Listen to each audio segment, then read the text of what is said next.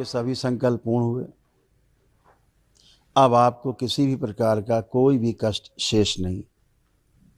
जो 400 प्रकार के रोग और कष्ट जिन पर आप साइन करते हैं, उनमें से कोई भी कष्ट आपको या आपके परिवार के सदस्यों को किसी को भी शेष नहीं, सब समाप्त। जो असाध्य रोग हैं, जो ना ठीक होने वाले रोग हैं, जो श्रेणी जिनकी है, जिनकी औषधि संसार में नहीं है, उन रोगों के लिए दरबार आपको परीक्षण करेगा। अगर यदि आप में है तो दरबार अपनी ओर से 1 दिवसीय महाहवन निःशुल्क कराता है आप सबको, आपके परिवार के लिए। उसमें आप अपने परिवार के 3 असाध्य रोगियों को संकल्प करके रख सकते हैं, ताकि उनकी असाध्य रोगों की जो स्मृतियां हैं वह नष्ट हो सकें और उसमें भी आराम मिले उन्हें।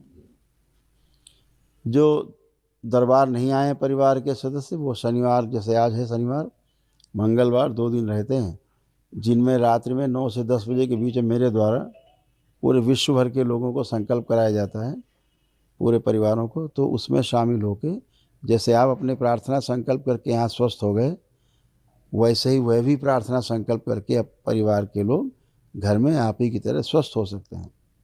यही दरबार की शक्ति है कि बिना आए भी वह घर में स्वस्थ होते हैं, यदि संकल्प कर लें, प्रार्थना कर लें अपने कष्टों के नष्टीकरण के लिए, स्मृतियों के नष्टीकरण के लिए। तो आप सभी स्वस्थ हैं। तमाम छोटी छोटी 2-3 बातें वो ज़रूर ध्यान रखना है। जैसे संकल्प, हमेशा ध्यान रखें कि आपकी जो प्रार्थना की शक्ति है, संकल्प की जो शक्ति है, वह संसार की सबसे बड़ी शक्ति मानव जाति के पास है। संकल्प कैसा हो? तो संकल्प जो है वो सत्य से भरा हुआ हो। सत्य से भरा हुआ का अर्थ है न्याय, धर्म और सत्य की कसौटी पर हो, और प्रिय हित लाभ से हट करके न्याय, धर्म और सत्य की कसौटी पर वो हो। तो ऐसा संकल्प जो सत्य से भरा है करने पर, जिसे हम कहते हैं ऋतंभरा, जो बुद्धि के लेवल पर होता है, हमें कि हम जो कर रहे हैं ठीक है, वो हमारी आस्था, विश्वास और श्रद्धा से जुड़ के होता है, उसे ऋतंभरा नाम दिया गया। ऋतंभरा का अर्थ है कि सत्य से भरा हुआ संकल्प। तो जब इस प्रकार से आप संकल्प करते हैं कि जो हम कर रहे हैं निश्चित रूप से हम स्वस्थ होंगे, बाबा माँ की ऐसी कृपा है, भोलेनाथ माता का माख्या कृपा है, आप होते ही हैं। आप में अंदर है तभी आप आए, आपके अंदर आस्था, विश्वास, श्रद्धा है तभी आप दरबार आए।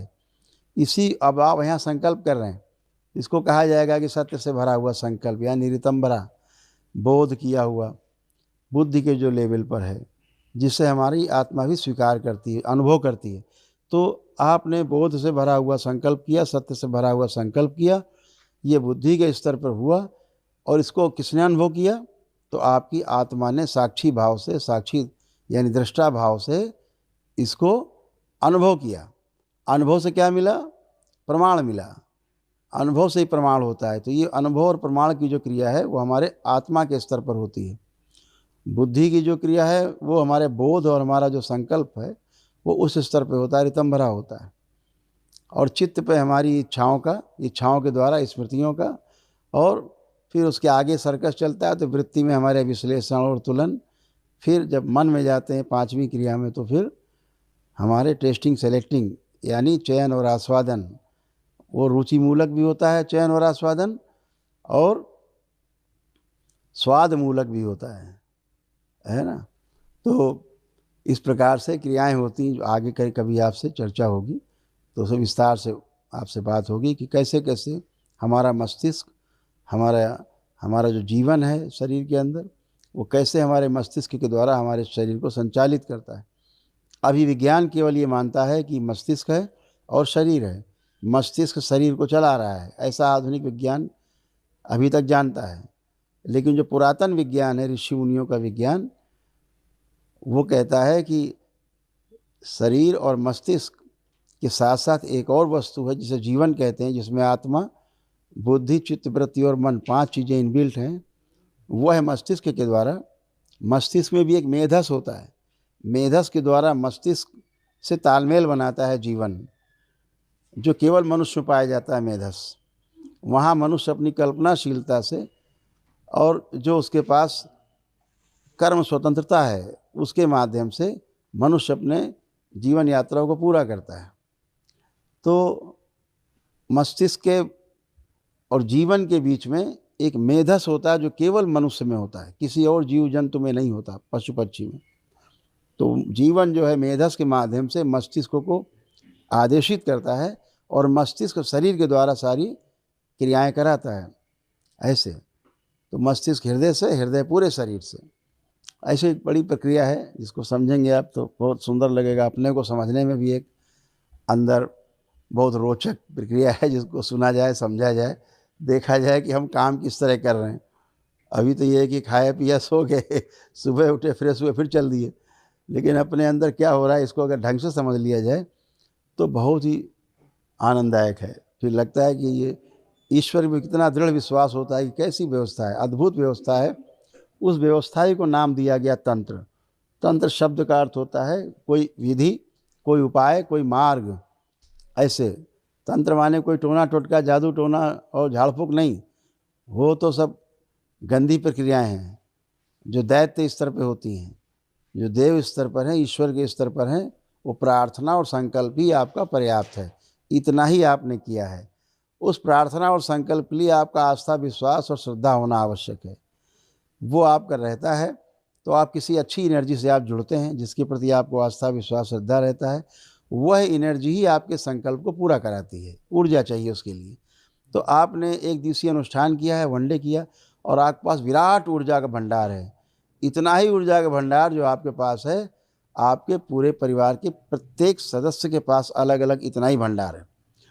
और अद्भुत बात इसमें ये कि जितना आप प्रार्थना संकल्प करते जाएंगे दरबार में, यानी बाबा माँ के प्रति, भगवान भोलेनाथ, माता कामाख्या के प्रति जितना आपकी आस्था, विश्वास, श्रद्धा बढ़ती जाएगी, आपको जान के आश्चर्य होगा, ये ऊर्जा आप खर्च करते रहेंगे बजाय घटने के, और बढ़ती जाती है। अद्भुत प्रक्रिया है ये। ईश्वर के साथ जुड़ के इसको महसूस करें तो अद्भुत है। तो आप सभी लोग जुड़े, इसके छोटा सा विज्ञान है ये, लेकिन बहुत ही अद्भुत है। कहते हैं ना, जहाँ तलवार काम नहीं करती वहाँ सुई काम करती है कभी कभी। तो मैं आपसे कह रहा था कि जो संकल्प है उसको ध्यान से समझना है कि हम जो भी संकल्प करते हैं अपने लिए करते हैं तो हम स्वस्थ होते हैं, पूरे होते हैं। जैसे आपने जो भी संकल्प किए सब पूरे हुए यहाँ। ऐसे ही आप क्या करते हैं, जो परिवार के सदस्य कुछ संकल्प नहीं करते हैं, आप उनके लिए संकल्प करते हैं।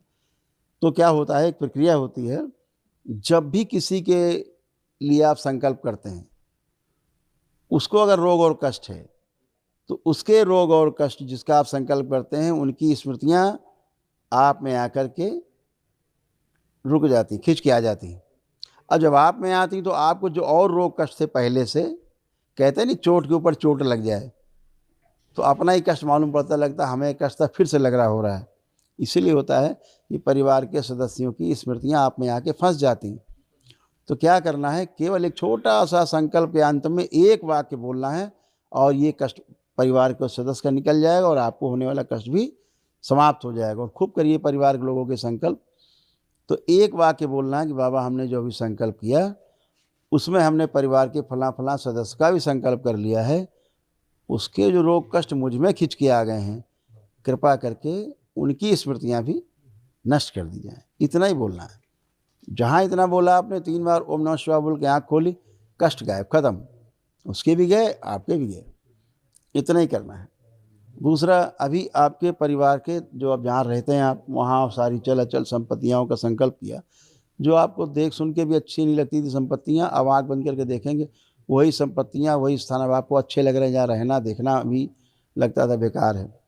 तो अभी सब शुद्धि हुई है, लेकिन इसको स्थायी रूप से इसका निराकरण करने के लिए आपको आवश्यक है कि दरबार से एक सिद्ध हवन जरूर ले जाएं, और अपनी जितनी भी संपत्तियां हों, चाहे स्वयं की खरीदी हों, चाहे पुश्तैनी मिली हों या किराए पर ले रखी हों, क्योंकि हमारा भाव जुड़ा रहता है संपत्तियों से। तो एक कागज़ में लिख लीजिए कहाँ कहाँ आपकी संपत्ति, गांव में चाहे शहर में, सब, कि बाबा हमारी ये संपत्तियां हैं, हमारी ये वाहन हैं, इनमें जो भी दोष हैं कृपा करके गंदगी इसी हवन में नष्ट करने कृपा करें, और इसके पश्चात हवन में अग्नि दे दें। इतना ही काम करना है, सब नष्ट हो जाए, गंदगी बचती नहीं है, एक भी नहीं बचती, इतनी नहीं बचती ये बात। दूसरा, ये भी ध्यान रखें कि भविष्य में कभी भी कोई नया मकान खरीदें, बनाएं या किराए पे लें, कोई वाहन लें, तो इतना ध्यान रखें कि सब वस्तुओं में अगर एक छोटा सा ये पेन भी है, ये पेन भी है तो इसका भी अपना एक ऑरा है और इस पेन की भी अपनी, इसमें भी गुण दोष हैं।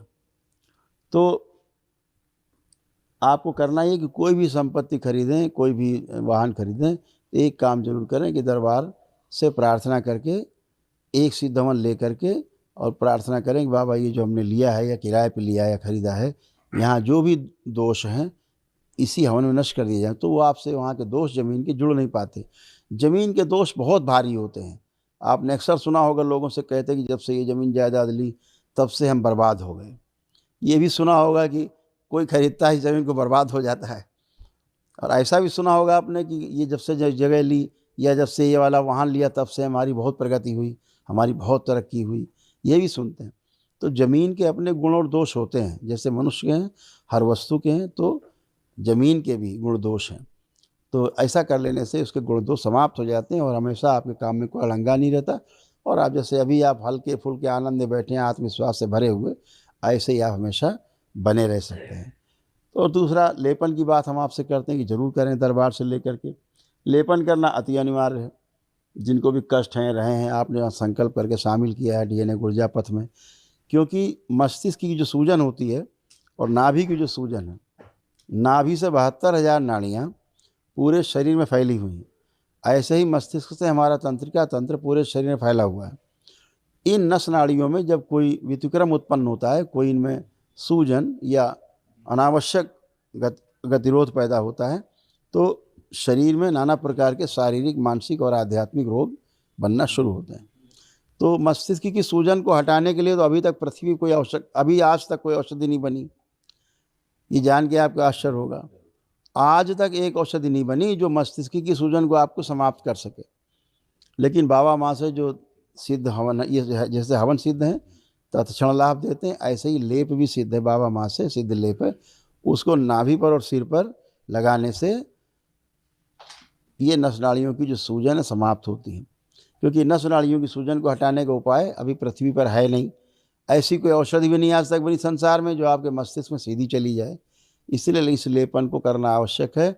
यह सूजन मस्तिष्क की जाना आवश्यक है, क्योंकि मस्तिष्क की सूजन से ही बुखार से लेकर के कैंसर, एड्स तक के रोग बनते हैं। संसार का कोई भी रोग है वो मस्तिष्क की सूजन से ही उत्पन्न होता है। इस बात को गांठ बांध के रखिएगा।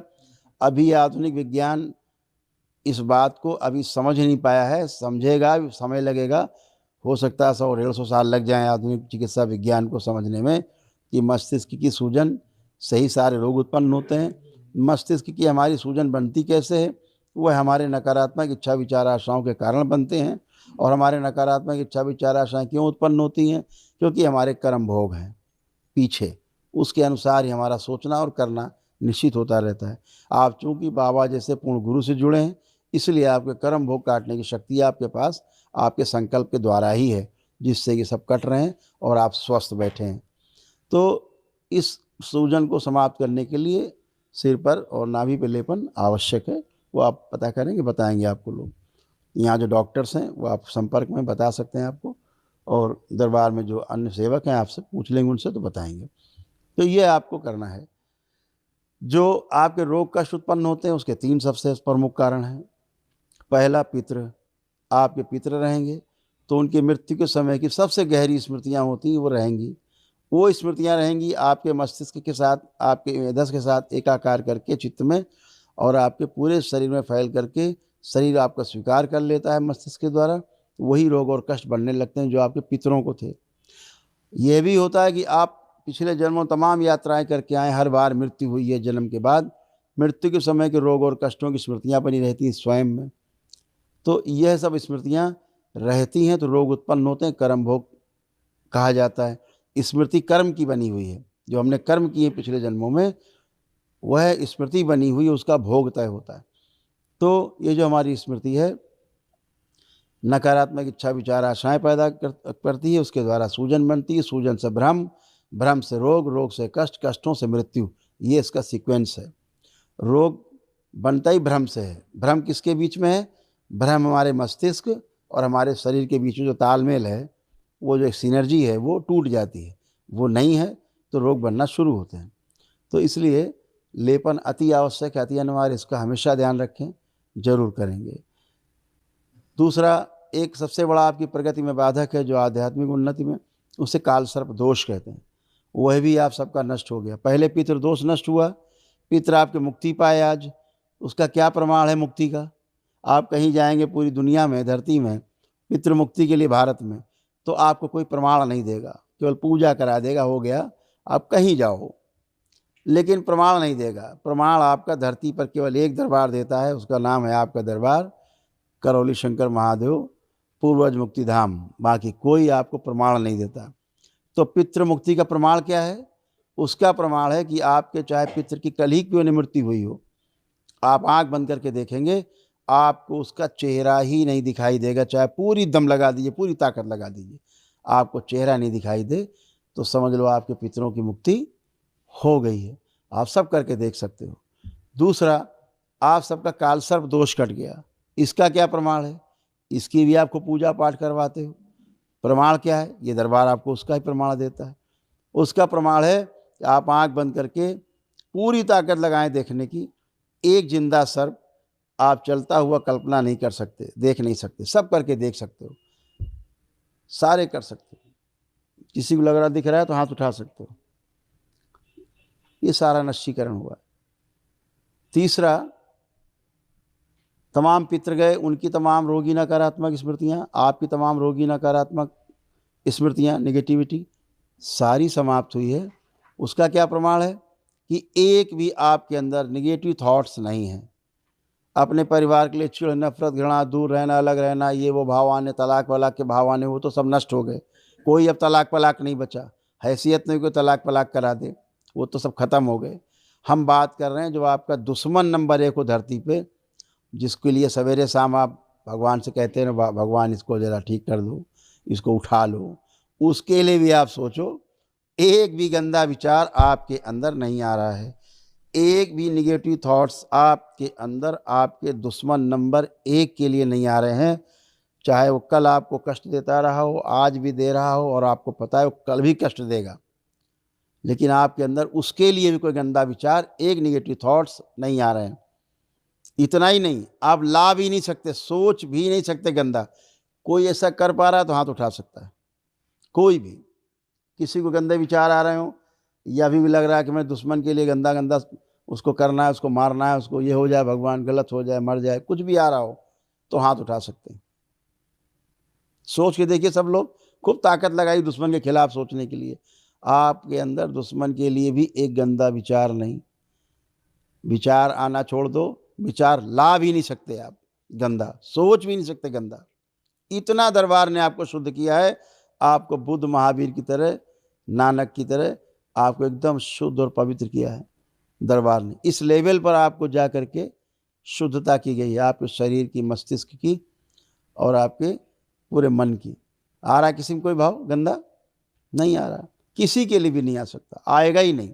इतनी शुद्धता की गई। ये हुआ कितने में? केवल 1 दिन का आपने वैदिक अनुष्ठान किया दरबार में, उसमें हुआ है। तो अभी दरबार बच्चों के लिए स्कूल में प्रोग्राम शुरू करने जा रहा है, शुरू कर दिए हैं।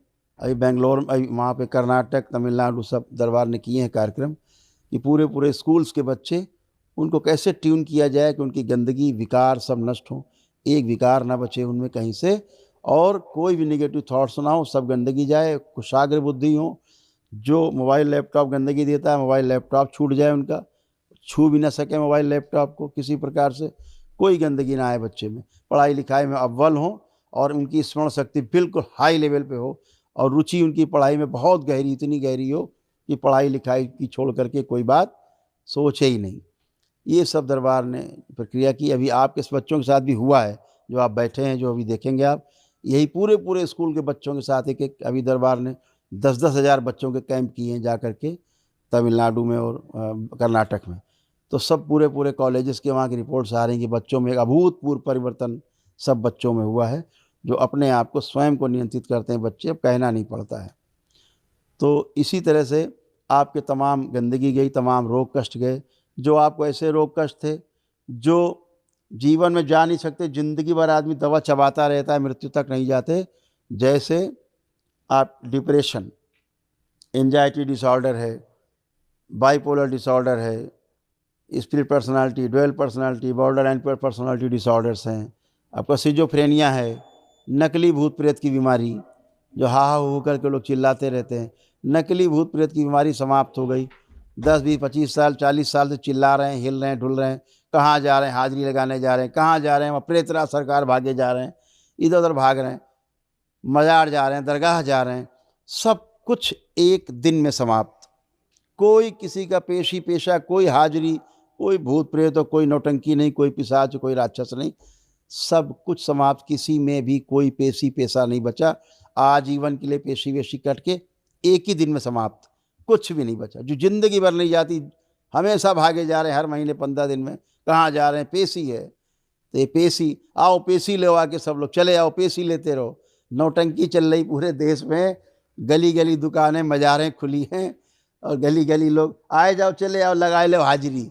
अब हाजिरी लगा रहा बेचारा आदमी, पता नहीं बेचारे को, न हाजिरी लगाने वाले को पता क्यों लगा रहे हैं, जो हाजिरी लगवा रहा है उसे भी नहीं पता वो क्यों लगवा रहा है।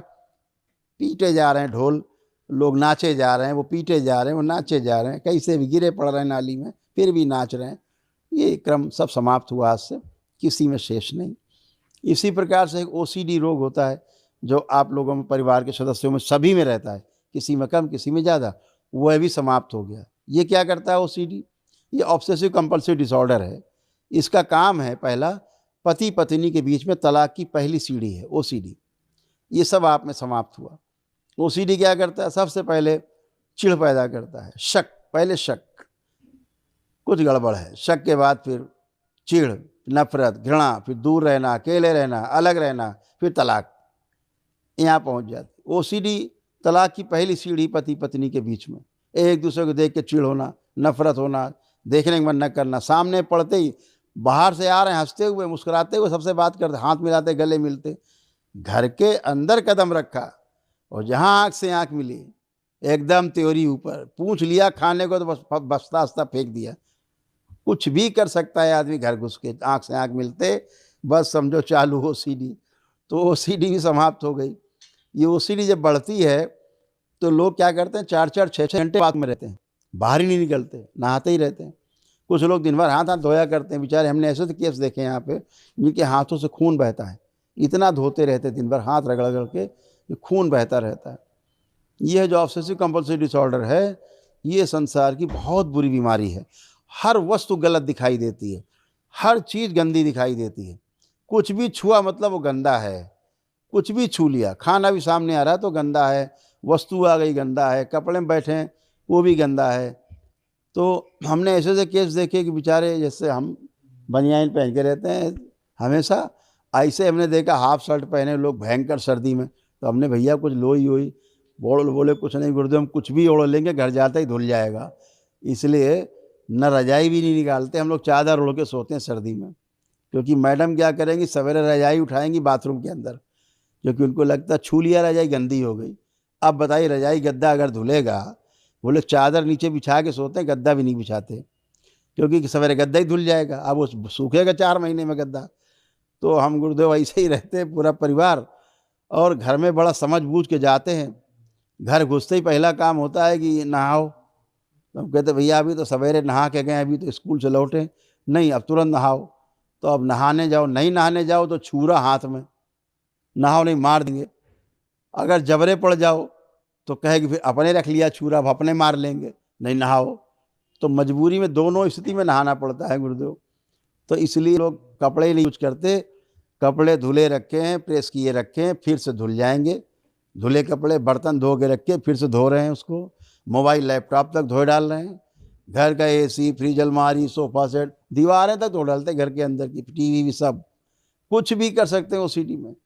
और इतना खतरनाक, रुपया धो के बाद प्रेस करते हैं, उसको ही प्रेस करते। तो भाई ऐसे से OCD के चरम उसके लेवल के केस आते हैं।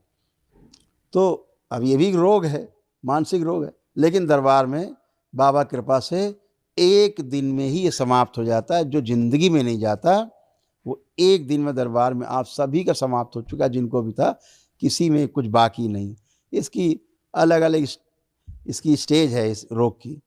तो सभी कुछ गंदगी गई, कुछ भी शेष नहीं। गंदा गंदा दिखना महिलाओं बच्चियों के साथ, गंदा गंदा होना, ये सब नष्ट हुआ। कुछ भी नहीं। शरीर के जो तमाम रोग थे, जैसे रोमेटिक आर्थराइटिस, जोड़ जोड़ में दर्द, सबके समाप्त, किसी में नहीं है। कमर अमर एकदम नई, कूल्हे उल्हे सड़गल रहे थे एकदम नए। सर्वाइकल स्पॉन्डिलाइटिस से लेके लंबर स्पॉन्डिलाइटिस तक, आपके सारे डोर्सल के कष्ट, स्पाइन के, आपके डिजनरेटिव चेंजेस के सारे कष्ट, कॉक्सिक्स के, टेलबोन के सारे कष्ट, आप सारे हिप जॉइंट, हिप बॉल, जितने भी आप कष्ट का, आपके घुटने, चलना फिरना मुश्किल था, उठना बैठना मुश्किल था, करवटें लेना मुश्किल था, अब आप बिल्कुल बच्चों की तरह बन गए। आप जंप कर सकते हैं, उठे बैठे, बच्चों से तेज आप चल फिर सकते हैं, उठ बैठ सकते हैं। इतना अच्छा किया गया है, एकदम अच्छे, कहीं कोई भी कष्ट शेष नहीं। जो दमामा की बीमारी थी सब खत्म, कुछ भी नहीं है। चलने में 10-20 कदम थक जाते थे, हार्ट के वाल्व वगैरह श्रिंक हो रहे थे या सूज रहे थे, वो सब अच्छे, कुछ भी कष्ट नहीं। आप 10 किलोमीटर आप चलिए, दौड़िए, एकदम अच्छे हैं। तमाम रोग और कष्ट, वो पागलपन जैसा गुस्सा, एकदम क्रोध, एकदम पैनिक अटैक होना, सब नष्ट हो गया, किसी में शेष नहीं। कोई गंदगी शेष नहीं, कोई माइग्रेन नहीं, किसी प्रकार के हाथ पैरों को कोई कष्ट नहीं, एकदम अच्छे, पूरे अच्छे होकर के, एकदम मन शांत होकर के बैठे हैं, कोई कष्ट नहीं। हत्या आत्महत्या के विचार आते तो वो भी नष्ट हो गए सारे।